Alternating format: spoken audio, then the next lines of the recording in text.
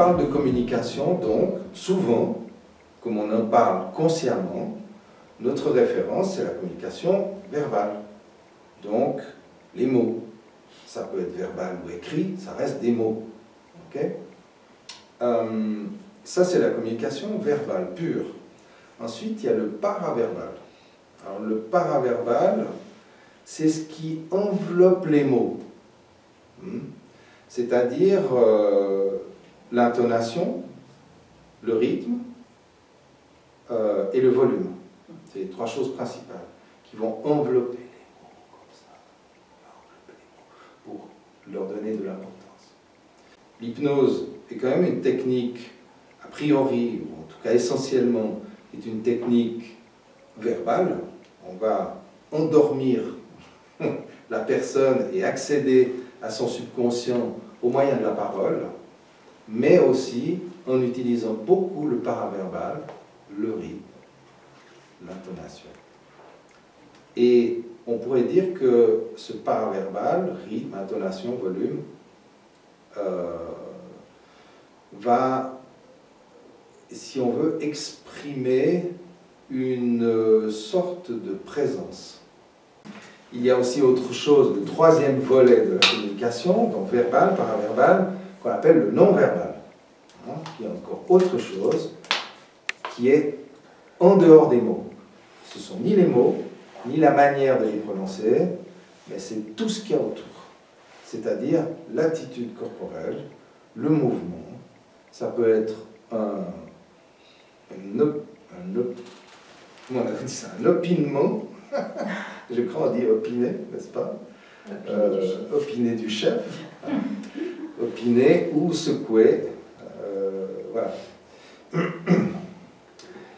Et ça s'utilise aussi en hypnose pour créer par exemple une confusion. Vous pensez des femmes, n'est-ce pas? Il y a des femmes ici pour ceux qui ne voient pas la salle en entier. Ça crée une confusion. Vous pensez des femmes, n'est-ce pas? Et donc, on va utiliser aussi le non-verbal dans les séances d'hypnose pour aider la personne à accéder à son subconscient. Si une personne elle vient chez moi se faire hypnotiser, ben, il est normal que je l'aide à se détendre. Donc, on ne va pas parler de manipulation, on va plutôt parler d'influence. Et ça, c'est la grande différence entre les deux. En fait, ça utilise les mêmes techniques, sauf que si on veut forcer quelqu'un à faire quelque chose qu'il n'a pas envie de faire a priori, ou qu'il n'a pas prévu de faire, c'est de la manipulation. Si par contre on utilise ces techniques pour l'amener à faire ce qu'il a envie de faire, qu'il n'arrive pas à faire, c'est de l'influence. Ce qui est intéressant de voir, c'est que ces techniques sont effectivement utilisées par les vendeurs, les marchands, la publicité, les politiciens, mais qu'on utilise aussi pour élever nos enfants. Nos enfants, on les influence ou on les manipule? Les deux. Ça dépend des moments. Si tu n'oses pas. Ça dépend des moments. Alors, on n'est pas là pour faire des jugements de valeur ou de faire un procès à qui que ce soit. Simplement, c'est intéressant de s'en rendre compte, de voir à quel point je peux, moi, en tant que personne, être influencé ou manipulé, et de la même manière, je peux être influenceur ou manipulateur. Et après, ben, chacun est avec sa conscience, avec ses objectifs, avec voir qu'est-ce qu'il attend, etc. Plus une personne, plus je vais être en insécurité, plus je vais avoir besoin de contrôle, de contrôler. Je vais donc être plus porté à vouloir contrôler les gens et à les manipuler. C'est parce que je suis en insécurité. Parce que je me sens en insécurité. Plus on est en sécurité, plus on a établi sa propre sécurité à l'intérieur de soi, moins on a besoin de contrôler. On peut lâcher prise, laisser faire, laisser être, et entrer dans une autre fluidité, on va dire, qui à mon sens me paraît beaucoup plus agréable, sympa, comme on dit, et bénéfique. Alors il y a quelque chose qui est vraiment important à ce niveau-là, c'est peut-être la première chose sur laquelle il faut travailler, c'est la confiance. Parce que la confiance, c'est un truc qui nous appartient, c'est un truc à l'intérieur de soi. On ne peut pas aller acheter 3 kilos de confiance à un Migros, ça serait cool, mais c'est pas comme ça que ça marche. Et donc la confiance, c'est quelque chose qui se gagne. C'est quelque chose qu'on doit gagner. Chacun d'entre nous doit gagner sa confiance, et ça se gagne peu à peu. Pourquoi la confiance est si importante? Parce que la confiance, c'est notre socle en fait. C'est notre stabilité, c'est notre axe, c'est notre verticalité. On va pouvoir être ancré, c'est important d'être ancré dans son corps, à la terre, ancré dans le sol, ancré dans la réalité. Il y a des gens qui sont plus ou moins éthériques ou plus ou moins terriens. Des gens qui ont besoin de faire beaucoup d'efforts pour s'ancrer, d'autres c'est plus naturel, mais c'est important vraiment de se sentir un humain et en même temps d'avoir cette stabilité, cette confiance intérieure qui va permettre de rayonner. Et là, on revient à ce qu'on disait un petit peu au début, cette manière d'être un peu solaire, cette manière de rayonner autour de soi, de laisser émaner la confiance qui est en soi, encore faut-il l'avoir bien sûr, et la développer, ça va permettre à l'inconscient de s'exprimer autour de soi. Ça veut dire que le chemin vers la confiance va être tourné vers soi, et qu'à partir du moment où on a la confiance, on va avoir un chemin qui est beaucoup plus tourné vers l'extérieur, comme une ouverture du cœur, une ouverture de rayonnement, qui va aboutir à un espace. Donc là, on commence à être, à s'approcher d'un certain niveau, degré de spiritualité, au sens où, en tant qu'esprit, en tant qu'être, je vais manifester dans cette expression humaine assumée par le Philippe, le gars qui est là, en train de nous parler, à travers cette expression humaine, il va y avoir la possibilité pour l'être qui est en lien avec cette forme de rayonner. Et là, on atteint un autre niveau de conscience inconsciente. Et donc, c'est plus seulement la pensée positive qui va se dégager, mais c'est ce qu'on pourrait appeler l'intégrité de l'être, mon état d'être, habitant cette personne que je suis, qui peut rayonner.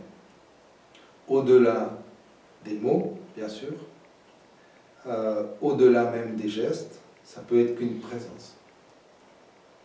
Et là, ça nous amène à des choses très intéressantes. Vous m'arrêtez si ça devient trop farfelu pour vous, hein.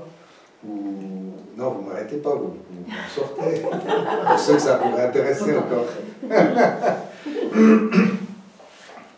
Ce qui devient vraiment très intéressant, et que vous avez peut-être expérimenté, sans forcément y porter une grande attention, ou sans trop savoir quelle attention y porter, c'est des notions de télépathie.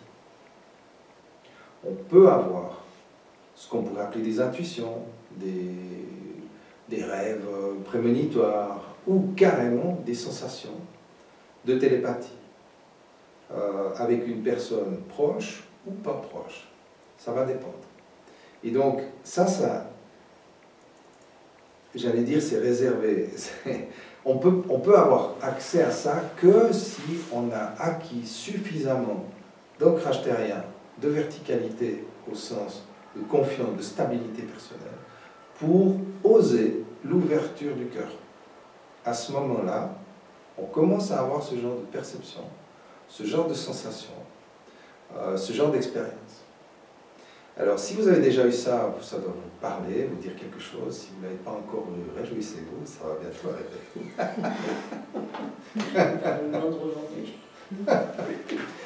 Et donc, cette ouverture de cœur qui est vraiment importante pour aller vers les autres, quoi qu'on fasse avec eux. Alors, évidemment que si on fait... Moi, je suis thérapeute, donc évidemment, je l'utilise beaucoup. Mais même si on n'est pas thérapeute, on a des voisins, on a une famille, on a des enfants, on a un chéri, j'en sais rien, on a des possibilité d'ouvrir le cœur et de l'ouvrir de plus en plus. Après, plus le cœur est ouvert, plus il va au-delà du cercle proche. C'est évidemment plus facile d'aimer sa femme, son mari, enfin quoique, ou plus facile d'aimer ses enfants que sa famille plus lointaine, ses cousins, bon. Après ses voisins, ok, voilà, qui ont une gueule sympa, et puis d'autres qui nous agacent, ça devient, et puis après plus on va loin, plus on voit que ça s'amenuise. C'est qu'on peut voir qu'il y a des cercles de proximité et que l'expérience de l'ouverture du cœur, elle va évidemment commencer avec les proches, et plus on va être stable à l'intérieur, plus on va pouvoir ouvrir et aimer plus loin. Et quand on arrive à aimer vraiment large, je suppose, je vais le dire comme ça, qu'on entre dans un autre espace. Ce que je sais, c'est que plus on ouvre, plus on est capable d'aimer loin. Aimer, ça veut dire sans jugement, hein, ça veut dire juste aimer les gens pour ce qu'ils sont. Pas aimer ceux qu'on aime bien, mais aimer aussi ses ennemis, aimer aussi ceux qui nous enquiquinent. Hein.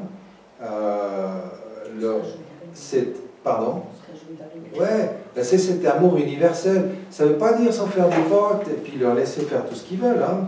On peut être en friction avec quelqu'un et l'aimer. On peut être en désaccord avec quelqu'un et vraiment se positionner de manière extrêmement ferme tout en l'aimant. Il n'y a pas de problème.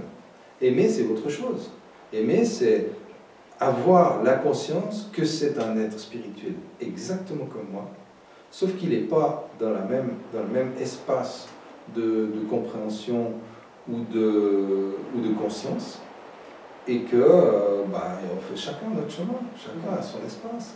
Et loin de moi l'idée de penser que je suis plus haut que lui, parce que j'en sais rien. Peut-être lui il monte, puis moi je suis en train de descendre. Évitons les jugements de valeur, on ne sait jamais. On ne sait pas. Hein. Mais en tout cas, une chose est sûre, c'est qu'on peut aimer tout.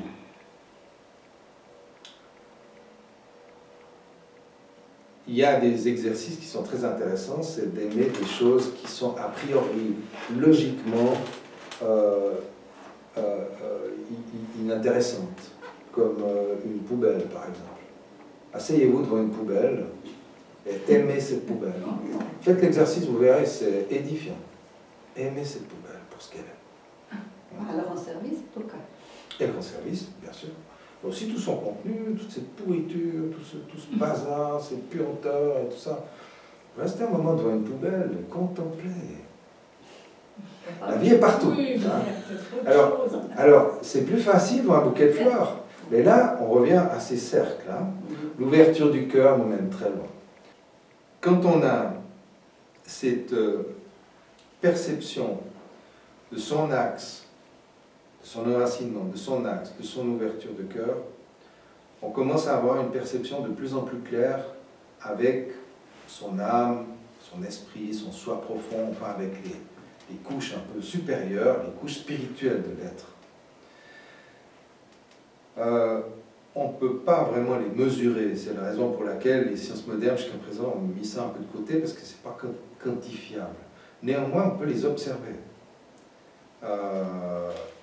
On peut en avoir des témoignages, des expériences qui se recoupent suffisamment pour démontrer que effectivement il y a quelque chose qui est là, et surtout, parce que je pense que je n'ai pas trop besoin de vous convaincre à ce sujet, surtout, on peut en faire une expérience personnelle.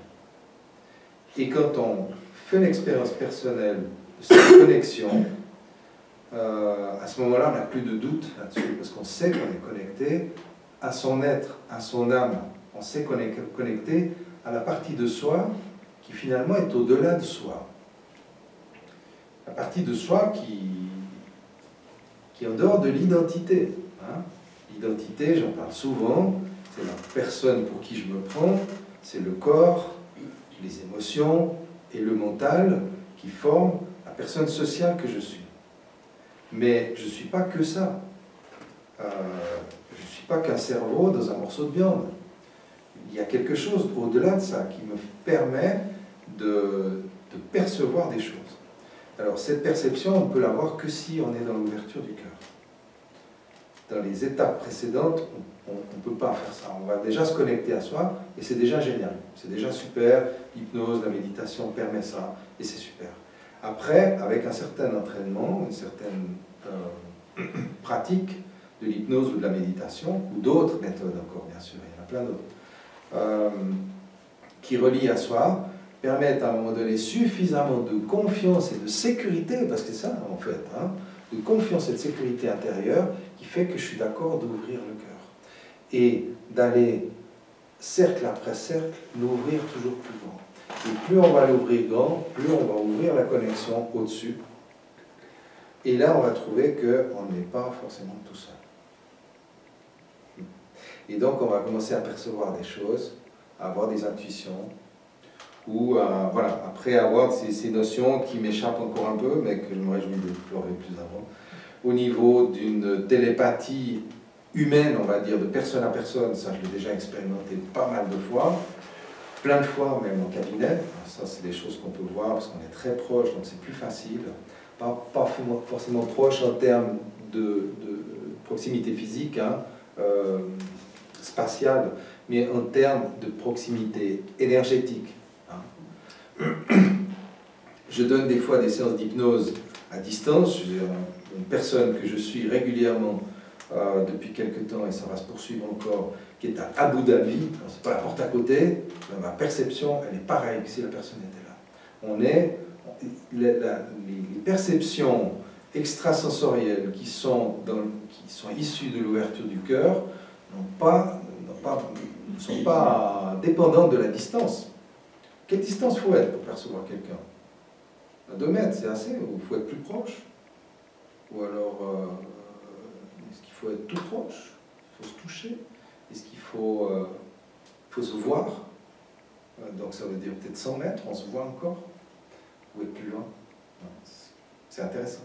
Ce qu'on voit, c'est que plus la stabilité, sécurité, confiance sont là, plus l'ouverture du cœur se permet d'être, plus les canaux sensoriels s'ouvrent.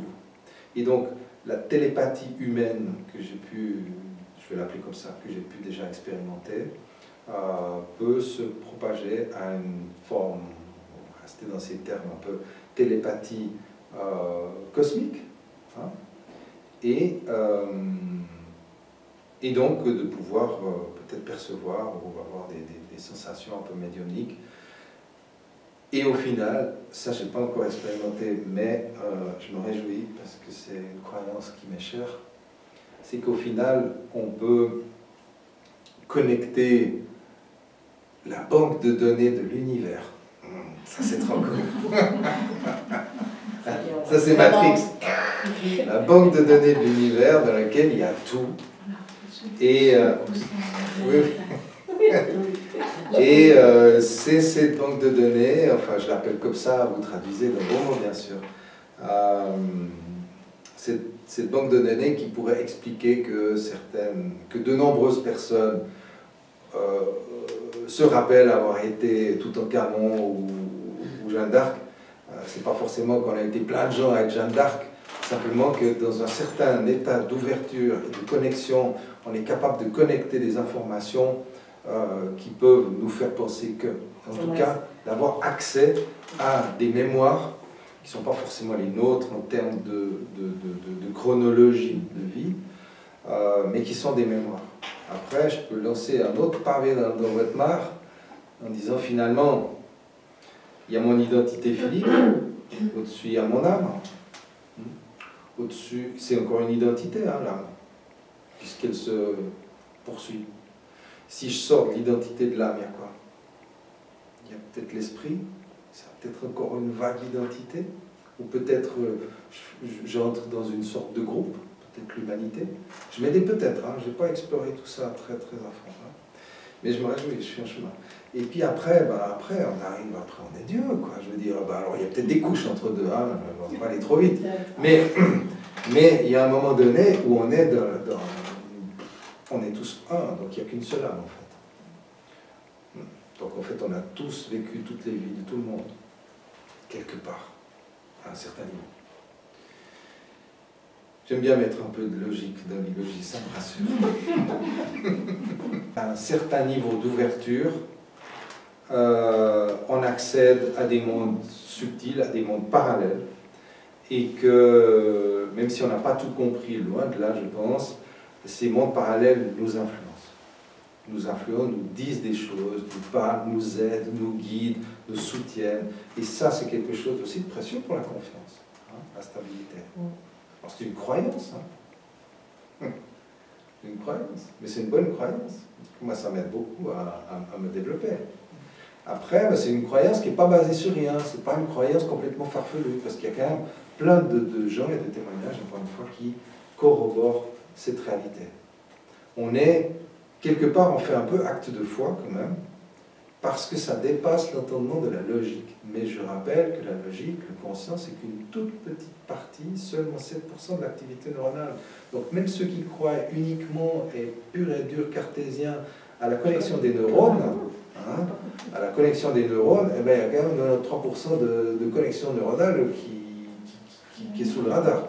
Donc, évidemment que toutes ces perceptions passent par la connexion de nos neurones. C'est comme ça que l'être, l'âme, l'esprit, le divin s'expriment à travers la matière.